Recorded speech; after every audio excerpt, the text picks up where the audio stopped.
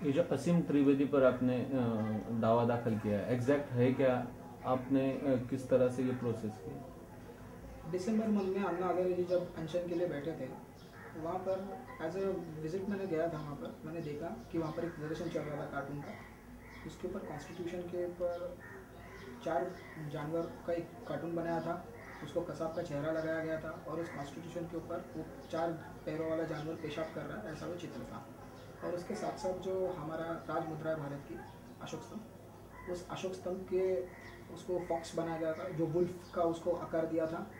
जो लायंस है, हमारे जो पिलर है, वहाँ पर हमको देख करके मेरे धार्मिक भावनाओं को ठेस पहुँची थी एज ए बुद्धिस्ट। और ये हमारा कॉन्स्टिट्यूशन है। कॉन्स्टिट्यूशन हमारे देश में जितने भी कानून बने हैं, पहले उसकी माता है, उसको जन्म कॉन्स्टिट्यूशन ने दिया है। तो भारतीय नागरिक होने के नाते हमारी ड्यूटी बनती है कि हमें उसको रिस्पेक्ट करना चाहिए, फर्स्ट ऑफ ऑल कॉन्स्टिट्यूशन को।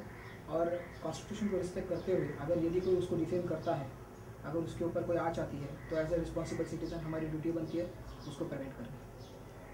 ये कैसे किया आपने?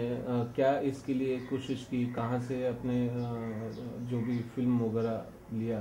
यानी आपको क्या क्या दिक्कतें आई ये करने के लिए? देखिए सर, दिक्कत जब हम गए थे तो मुझे मेरे कुछ दोस्त थे, हम लोग 2-4 जन गए थे वहाँ पर। हमने जब देखा कि ऐसा ऐसा हो रहा है तो मैंने दोस्त को बोला कि भाई ये चीज़ों का और तस्वीरें निकाल लो।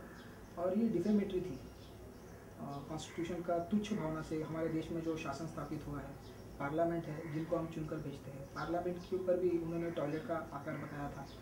तो उस हिसाब से हमने उसके खिलाफ कार्रवाई करने के लिए एक कंप्लेन स्टेटमेंट रिकॉर्ड कराया था पुलिस के पास।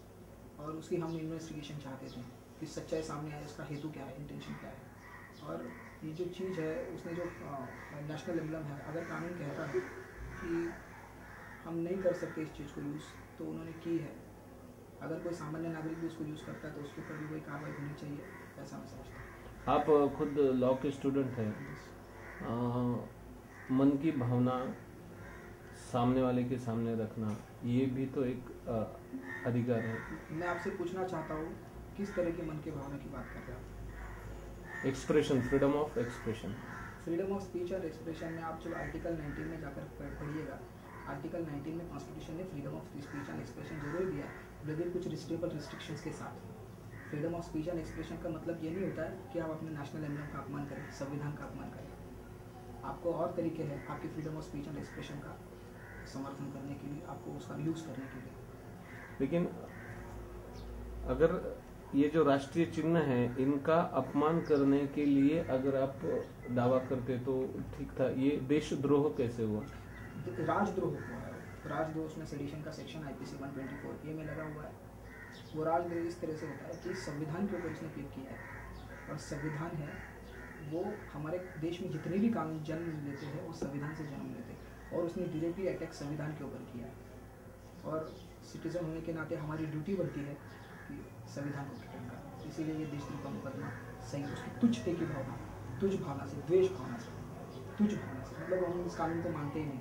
अगर उसको करना है तो कॉन्स्टिट्यूशन ने बहुत सी रेमेडीज़ दी है। वो रिट फाइल कर सकता था, वो हाई कोर्ट भी जा सकता था, वो सुप्रीम कोर्ट भी जा सकता था। अलग अलग रेमेडीज़ है कॉन्स्टिट्यूशन में।